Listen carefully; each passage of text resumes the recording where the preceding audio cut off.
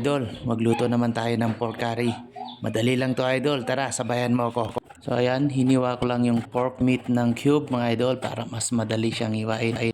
Nag-prepare na rin ako ng bawang, sibuyas at konting luya mga idol para medyo mabango. Sa oras na to idol, ginisa ko na yung sibuyas, bawang at luya mga idol. Ayan, di ko na pinakita kung paano ko nilagay yung pork mga idol. Basta i-gisa nyo lang hanggang sa medyo mag-brown siya. So ayan, inilagay ko na rin dito ang half ng ating gata mga idol. Ayan idol, hinalo-halo ko lang siya hanggang sa medyo lumambot ang ating pork mga idol.